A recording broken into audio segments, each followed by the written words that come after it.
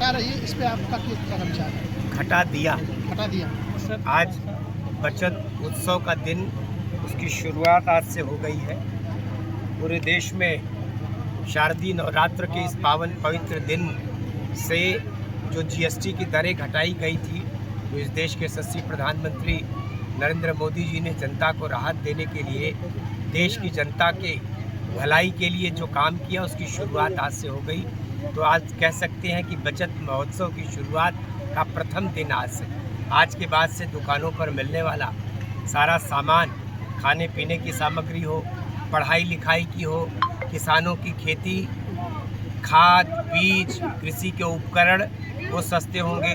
जीवन के उपयोग की सारी वस्तुएं, तो कुल मिलाकर यह है कि गरीब व्यक्ति के, मध्यम वर्ग के लोगों को बड़ा ऐतिहासिक रूप से फ़ायदा होने जा रहा है। कारण यह कि स्लैब की 4 दरें अब तक हुआ करती थी, 5%, 12%, 18% और 28%। आज से वो सिर्फ 2 दरें लागू हैं, 5 और 18। तो बीच की 2 दरें कम हुई, तो 12 और 18 की चीज़ें अब 5 कर दी गई। जिन वस्तुओं पर 5% का जीएसटी था, उनको 0 शून्य कर दिया। तो अब वो सबसे ज़्यादा फ़ायदा व्यक्ति के परिवार को, जनता को, समाज को, गांव को, शहर को, खाने पीने की वस्तुएं, दैनंदिनी जीवन की रोज़मर्रा की आवश्यकताएं, चाहे वो टूथब्रश हो, चाहे वो पेस्ट हो, चाहे वो साबुन हो, चाहे वो तेल हो, सर्फ हो, साइकिल हो, ये सारी चीज़ें 5% पे आ गई। और पढ़ाई लिखाई की जितनी वस्तुएं, किताब, कापी, पेन, पेंसिल, इसमें मात्र 5% कर दिया। तो कुल मिला के व्यक्ति का जीवन और सहज और सरल हो जाएगा।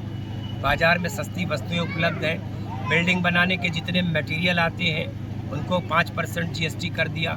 इस सब पे कभी 18 और 12% जीएसटी था। तो सीमेंट सस्ता हो जाएगा, सरिया सस्ती हो जाएगी। तो गरीब का घर बनाना, खाना, रहना, सब कुछ उसके लिए आसान हो जाएगा। तो आज का दिन इस देश में जो रिफॉर्म कहते हैं, जो छूट मिली है देश की जनता को, हम उसके लिए देश के यशस्वी प्रधानमंत्री आदरणीय नरेंद्र मोदी जी को और उत्तर प्रदेश के यशस्वी मुख्यमंत्री योगी आदित्यनाथ जी को ढेर सारी बधाई और शुभकामना देते हैं। उत्तर प्रदेश की जनता को भी ऐतिहासिक फ़ायदा मिलने जा रहा है। 2047 तक विकसित भारत, विकसित उत्तर प्रदेश का विजन मुख्यमंत्री योगी आदित्यनाथ जी चल रहे हैं। इसमें आयुष विभाग का किस तरह का योगदान रहेगा? आयुष तो कदम से कदम मिला के चल रहा है। आयुष में आप भी देख रहे हैं कि समाज के लोगों का जिस तरीके से भरोसा बढ़ा है, विश्वास बढ़ा है। ये कोई नई विधाएं आयुष में शामिल नहीं हैं, सब सनातनी विधाएं हैं, पुरानी हैं, प्राचीन हैं, पहले अलग अलग हुआ करती थी। और अब उसको आदरणीय नरेंद्र मोदी जी ने 2014 से आयुष का मंत्रालय बनाया। उत्तर प्रदेश में 2017 से जब से आयुष का मंत्रालय बना है, आयुष के विधा को एक नई जान, नई जिंदगी देने का काम किया। उत्तर प्रदेश को आयुष का विश्वविद्यालय दे दिया।